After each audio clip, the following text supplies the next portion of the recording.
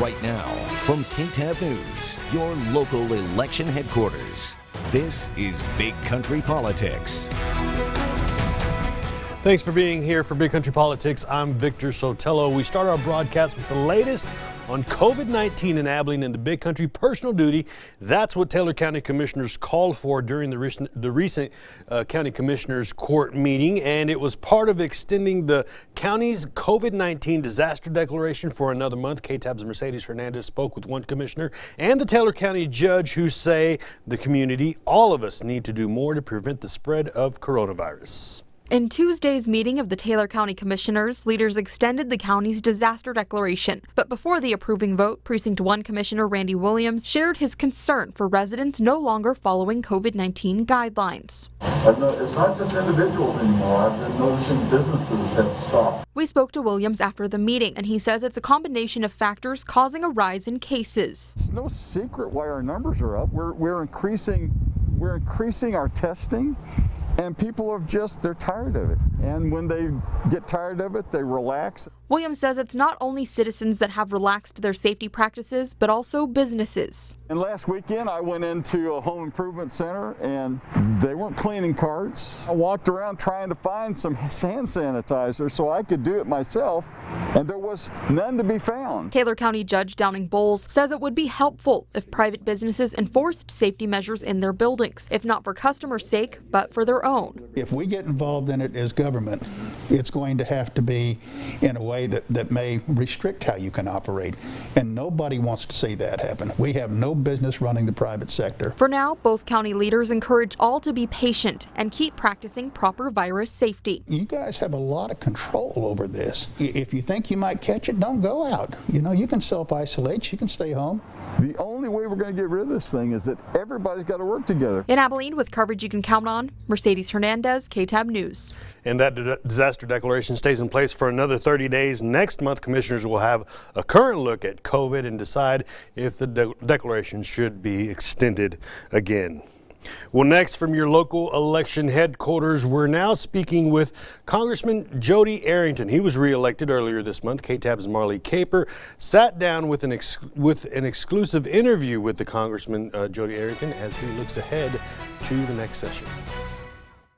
We've had some great successes in 4 years, a lot of them. Says U.S. Rep Jodey Arrington, like his hand in passing key legislation to get the B-21 to Dyess Air Force Base. But there are some big challenges and opportunities in the future. Challenges for the 117th legislative session, like further securing the B-21. The top of the list would be transitioning from the B-1 bomber to the next generation B-21 bomber at Dyess Air Force Base, and to make sure that's a seamless transition, we have the least disruption. And he plans to help West Texas by improving rural health care. Secondly, I'd say rural health care, making sure that there's a sustainable healthcare infrastructure for rural communities who produce our food, fuel, and fiber.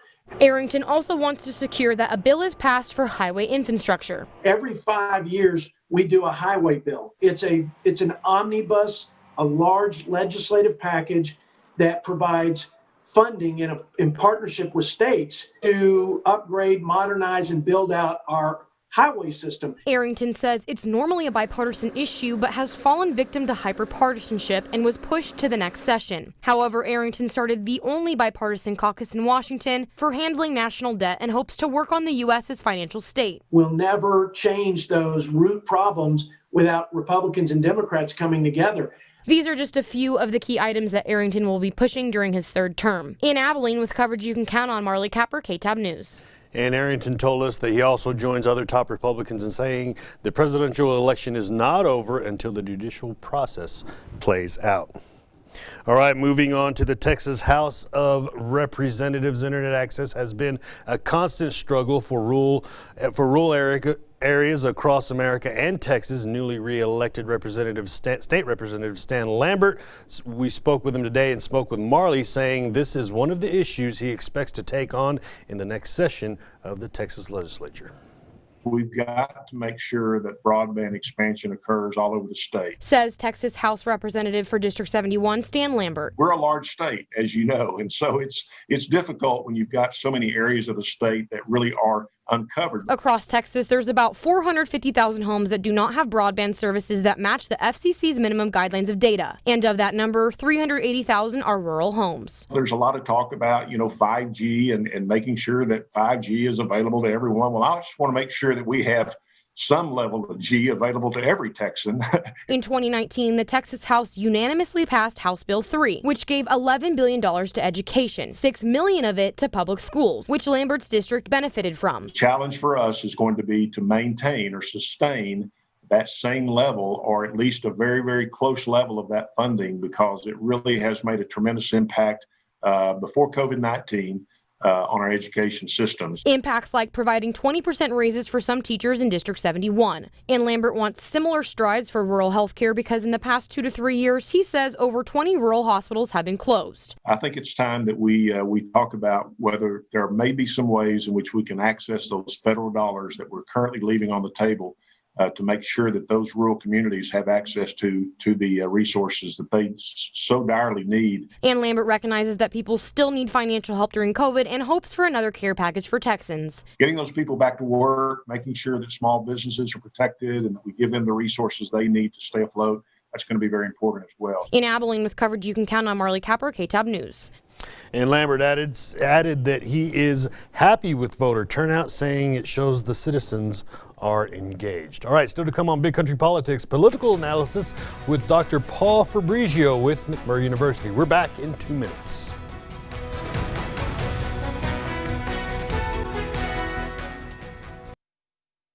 Big Country Politics on KTAB continues. All right, welcome back to Big Country Politics, and we are joined by Dr. Paul Fabrizio. Thank you very much for joining us. Political science professor with McMurray University, our local expert in everything politics, which is why we like to have you on the show, especially at a time like we're in now. And what's everybody talking about? And I know this is Big Country Politics, and we try to stay local, but it's just. The election was nationalized, so even the local races had to compete with what was going on at the national level. And now everybody's talking about what's going on at the national level. And that's just the way it is. Locally. It affects us here locally. One of the things it affects us is that we've noticed that some races which have already been decided, they've already been called. And I'm talking about some of the Senate races, the congressional races. People who've lost by a large number are questioning whether the election was held fairly. And so that's a consequence that directly comes from the action of the president and the Republican Party today.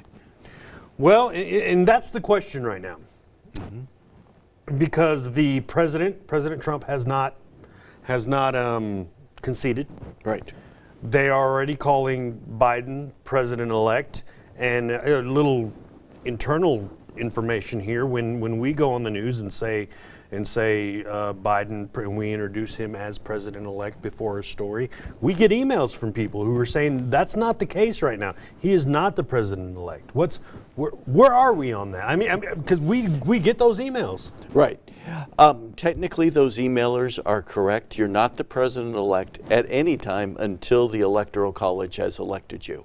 However, there is a tradition that once you are perceived to have won the Electoral College, simply on the basis of the votes that have been counted, then you can be called the president-elect.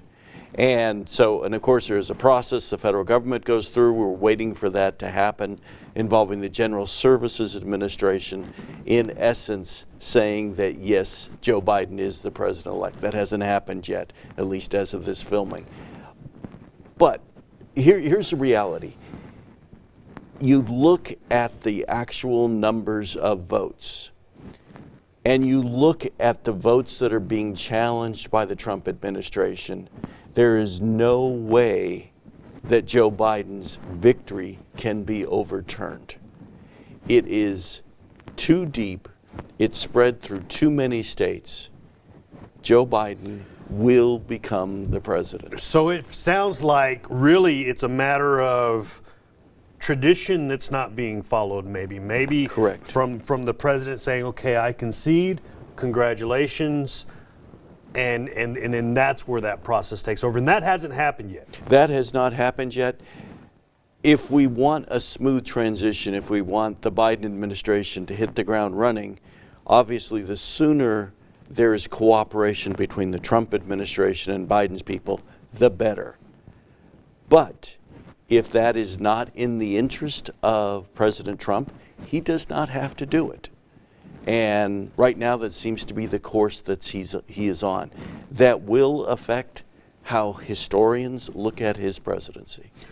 And that's my next question. It leads to my next question. And it's funny that you said that, because those Republicans who voted for the president and now are witnessing what's going on, is that a turnoff?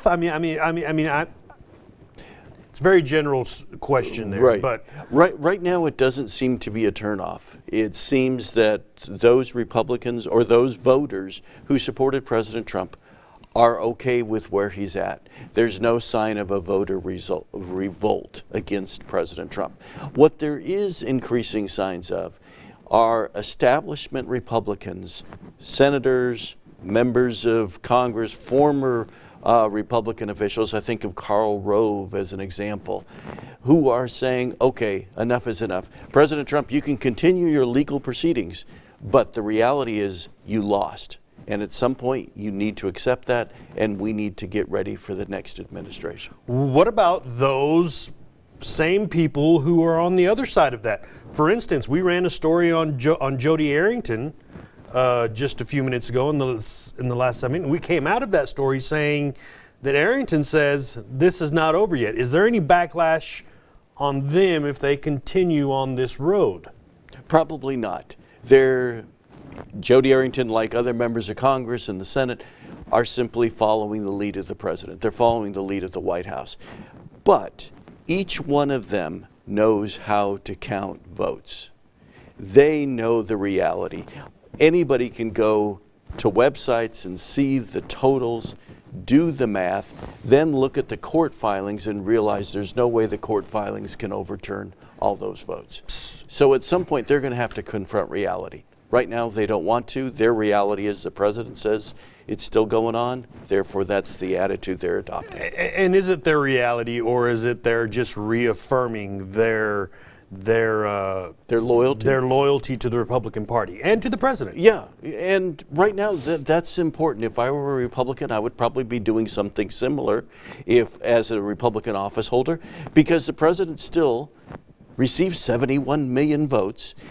There's some talk about him maybe running for re-election in 2024, and he's creating a political action committee, which means he's probably going to be active in politics for the next several years, even if he doesn't run. So if I were a Republican politician, it was like, okay, I'm going to still listen to President Trump. So when we come back in this next segment, I want to talk about, well, I hesitate to call him President-elect Joe Biden. I want to talk about him, but he is.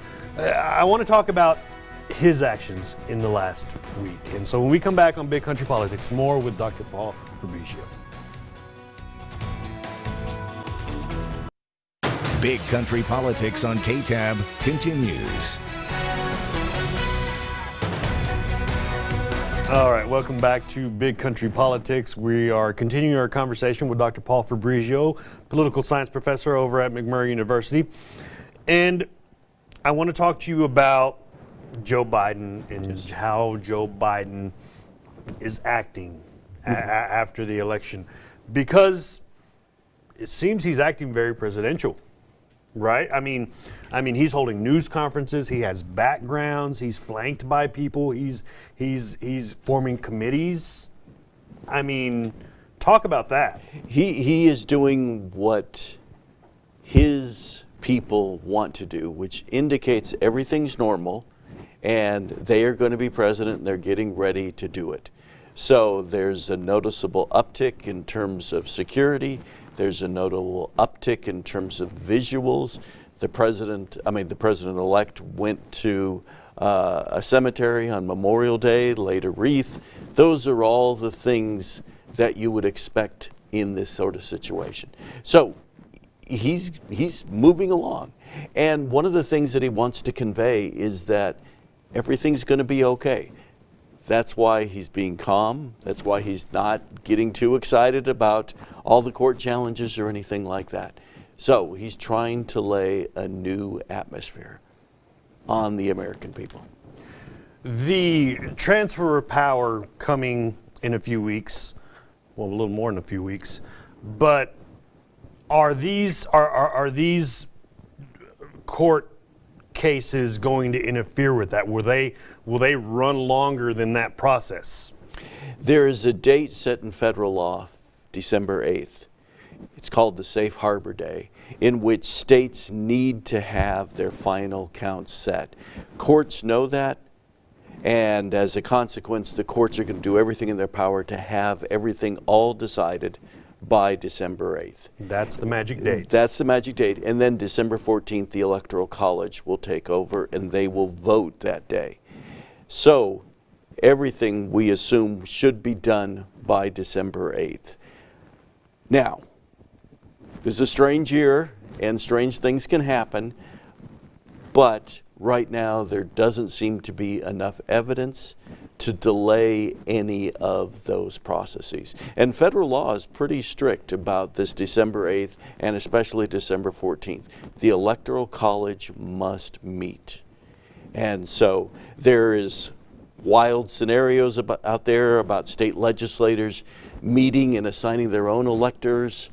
And, you know, we'll see about those. If we're in those situations, we're in a constitutional crisis. And well, we're not in those situations right now. This whole time you're talking, and you mentioned the Electoral College, I'm thinking, okay, December 8th comes along, December 14th, here comes the Electoral College. This is a strange year. Any surprises there, you think? I really don't think so. And the reason for it is that the court cases don't rise to the level of overturning enough votes to overturn a state's Electoral College. But so, we don't expect any surprises from the Electoral College itself. No, nothing from the Electoral College itself. They're going to vote the way we expect them to vote. They're going to vote the way they expect to vote. The Supreme Court actually last year came out with a decision that said if a state wants to, it can mandate that the electors vote the way the state voted in the popular vote. Now, that only applies to those states that have made that decision. Texas is not one of them. So there is a possibility of electors going off on their own. I don't think it will happen. And it looks like Joe Biden will end up with enough Electoral College votes to win the presidency. And this is why we have Dr. Fabrizio on, because we're learning about, because I haven't heard, you reminded us about that December 8th date. That's the magic date. And you reminded us about the Electoral College on the 14th. And this is the first time I've heard that mentioned in all the coverage that I watched, is that December 8th date. Yeah, federal law under the Constitution sets the overall parameters, and then state law comes in with their own state-specific things. So how do you do a recount? When can you have a recount? All that sort of stuff. So that's what we're in the situation now. The states are cleaning up the votes. And by the way, what's taking place today really is not unusual. I was going to ask that. See, this is a weird thing. In any election, there might be some irregularities. Most of the time, it's purely innocent people make mistakes. And you've got to clean it up. That's why the Texas vote is still not final yet. They're still cleaning up some stuff. California, New York, Illinois, a whole bunch of states are still cleaning up their vote, and that's okay. This is normal. That's why we have until December 8th to get it done and get it right. So everything is doing okay right now. So the counting of the votes, shoring everything up till December 8th, and they're wrapping us up. So 30 seconds. Has there been precedent set on what the president himself is doing, not accepting the votes? And we probably got about 20 seconds at this point. The president is off in his own territory. We haven't had one like this in modern American history. The president can do what he wants. Doesn't matter. January 20th, we will have a new president. Dr. Paul Fabrizio, McMurray University, political science professor, thank you for being here once again. Thank you. All right, we'll be back on Big Country Politics.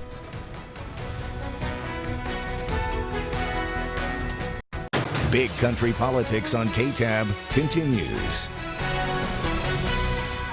All right, welcome back. And Veterans Day was last week, but we always honor our veterans. We pay special tribute to those men and women who fought for our country, and for those Purple Heart recipients wounded in combat. We often cover the award ceremonies of those who received the Purple Heart. But this was a first, as one man from Cisco gets a Purple Heart for a second time after his was stolen. KTAB Jessica Rank has this story. For those that live in Cisco, it's a small town where you never have to worry about locking your door.